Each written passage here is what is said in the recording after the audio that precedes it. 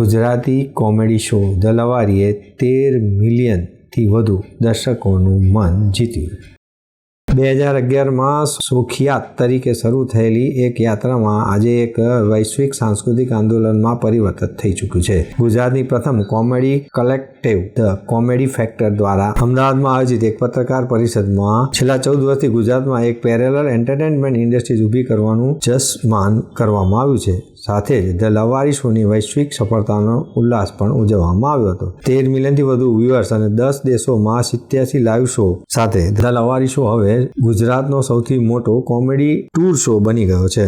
અમારો આ the લવારી show છેલ્લા આ વર્ષની અંદર 2025ના અંદર અમે ઘણા બધા પ્રોગ્રામ કર્યા, જેમાં 10 અલગ અલગ દેશોમાં અમે પરફોર્મ કર્યું છે. આ એક સૌથી મોટી નોન ગરબા ઇવેન્ટ છે કે જેમાં ગુજરાતી મનોરંજનને આટલો બધો પ્રેમ, સહકાર અને લાગણી મળેલી છે અને ગુજરાતી મનોરંજનનું ભવિષ્ય ઘણું સારું છે એવું દ્રઢપણે હું માનું છું.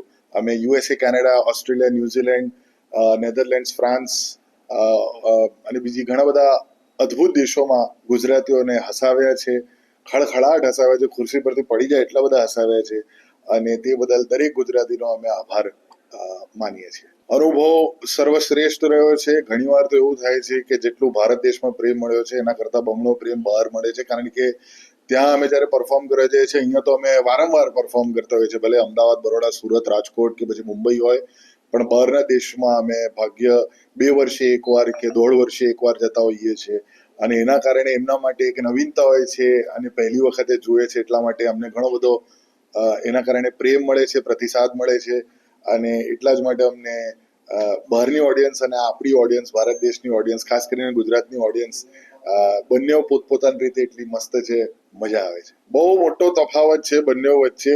સ્ક્રિપ્ટમાં તમે કોઈ બીજાના શબ્દો બોલી રહ્યા છો, પણ કોમેડીમાં તમે પોતાના શબ્દો બોલો છો, એટલે જ્યારે તમે પોતાના શબ્દોમાં વાત કરો તો વાત તમારા ઓડિયન્સ સુધી વધારે સારી રીતે પહોંચે છે, દર્શકને વધારે એમાં પ્રેમ મળે છે.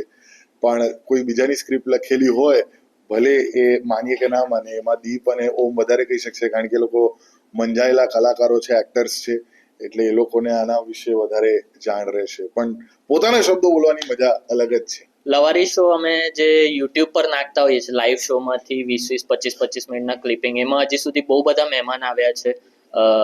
મનોજ જોશી સાહેબ આવ્યા છે, અપરા મહેતા મેમ આવ્યા છે, દર્શન જરીવા, બહુ બધા સેલિબ્રિટી અને લાઈક ફેમસ લોકો આવ્યા છે અને હજી સુધી અમે 55 એપિસોડ કાઢ્યા છે યુટ્યુબ પર, જેના ટોટલ ફેસબુક, યુટ્યુબ, ઇન્સ્ટાગ્રામ મળીને 130 મિલિયનથી પણ વધારે વ્યૂઝ થયા છે. એટલે સારું ચાલે કહેવાય.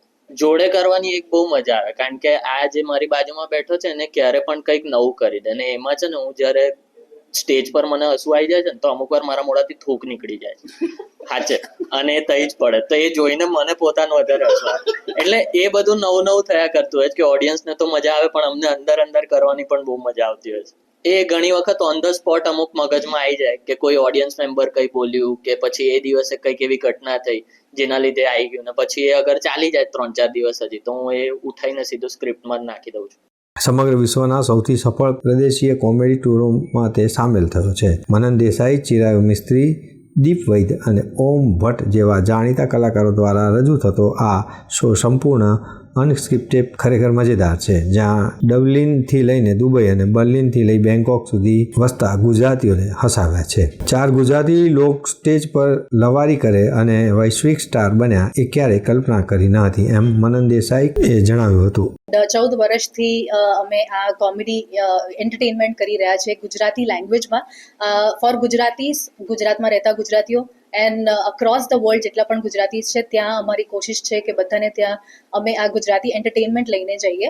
એન્ડ 14 વર્ષથી સ્ટેન્ડઅપ કોમેડી, ઇમ્પ્રોવ કોમેડી એન્ડ લવારી જેવું એક નવું IP અમે ઇન્ટ્રોડ્યુસ કર્યું છે. સો વિથ જેટલા પણ ઇન્ડસ્ટ્રીના લોકો છે, ગુજરાતી લોકો છે, જે લોકોએ વધારે પોતપોતાના ફિલ્ડમાં સક્સેસ મેળવ્યું છે, એમની સાથે અમે લોકો લવારી કરીએ છીએ. એક light hearted conversation with all the comedians, અને જે એ IP કે ઇન્ટેલેક્ચ્યુઅલ પ્રોપર્ટી કહેવાય એમાં બધાનો બહુ જ સરસ ફીડબેક મળ્યો છે, પ્રતિસાદ મળ્યો છે. યુટ્યુબ હોય, ઇન્સ્ટાગ્રામ હોય કે પછી લાઈવ શોઝ. સો લાઈવ શોઝમાં એઝ બધાએ કીધું કે અહીંયા વી હેવ ડન 87 શોઝ અને 100 શોઝ કરવાની એમ છે as a producer. So thank you so much every one, જેટલા લોકોએ લવારી શો લાઈવ જોયું હોય કે પછી યુટ્યુબ પર કે ઇન્સ્ટાગ્રામ પર વિડીયોઝ જોયા હોય. Thank you so much. The લવારી શોની અંદર અમે લોકો એક બહુ હોલસમ પેકેજ સર્વ કરીએ છીએ અમારા ઓડિયન્સને, જે છે જેની અંદર અમે 3 પ્રકારની કોમેડી કરીએ છીએ. સ્ટેન્ડઅપ કોમેડી, લાઈવ લવારી જે તમે યુટ્યુબ પર જુઓ છો એ બી, અને સાથે સાથે ઇમ્પ્રોવ કોમેડી પણ કરીએ છીએ, જે અમે ઓડિયન્સ પાસેથી સજેશન લઈને ઓન ધ સ્પોટ ત્યાં કોમેડી ક્રિએટ કરીએ છીએ. તો આ 3 પ્રકારની કોમેડી એક જ શોમાં 4 અલગ અલગ કોમેડિયન્સ દ્વારા થાય છે. એમાં દરેક વર્ગના લોકોને મજા આવે છે જોવાની, વડીલોથી લઈને નાના બાળકો એટલે 16 યર્સ સુધીના લોકો સુધી બધાને મજા આવે છે. અને બધા શો પછી આવીને અમને જે શું કહેવાય પોઈન્ટ કરીને કહે છે કે અમે આખું ફેમિલી જોવા આવ્યા અને અમને બહુ મજા આવી. અમુક વાર છોકરાઓ એમના મા બાપને ખાલી ટિકિટ લઈને મોકલી દેતા હોય છે. અમુક વાર મા બાપ છોકરાને લઈને આવે છે કે આપણે આ યુટ્યુબ પર જોયું હતું તો હવે લાઈવ જોવા જઈએ. તો ઓવરઓલ અમને બહુ આનંદ થાય છે કે અમે આટલી બધી ઓડિયન્સને અને આટલા બધા લોકોને ખુશી ને હેપીનેસ આપી શકીએ છીએ. લવારી શોની અંદર અત્યાર સુધીના જે પ્રસંગો તમે પૂછ્યા એમાં ટોટલ અમે શોઝ કર્યા છે 87 અક્રોસ ધ વર્લ્ડ, 87 શો દુનિયાભરમાં, અને હજુ સ્ટીલ કાઉન્ટિંગ. જે આવનારા અમારા શો છે સિંગાપોર, થાઈલેન્ડમાં કરી રહ્યા છે, પછી દુબઈમાં છે, આફ્રિકામાં છે. એટલે 100 સુધીનો આંકડો વહેલી તકે સેન્ચુરી મારીશું અમે લોકો, જેમ ઇન્ડિયા ઇંગ્લેન્ડ સામે મારી એમ. અને સાથે આની અંદર અમે લોકો અત્યાર સુધી ટિકિટો 45,000 થી વધારે ટિકિટ અમે ઓલરેડી સેલ કરી છે. અને આટલા બધા દેશોમાં અલગ અલગ ગુજરાતીઓને મળ્યા છે. ફીજીના ગુજરાતીથી લઈને મારા ઘરની બાજુમાં રહેતા મારા પાડોશી એ પણ જોવા આવ્યા હતા શો. એટલે ત્યાં સુધીના બધા અલગ અલગ જાતના ગુજરાતીઓને અમે લોકો મળ્યા અને બહુ જ મજા આવી છે આખા આ ટોરમાં.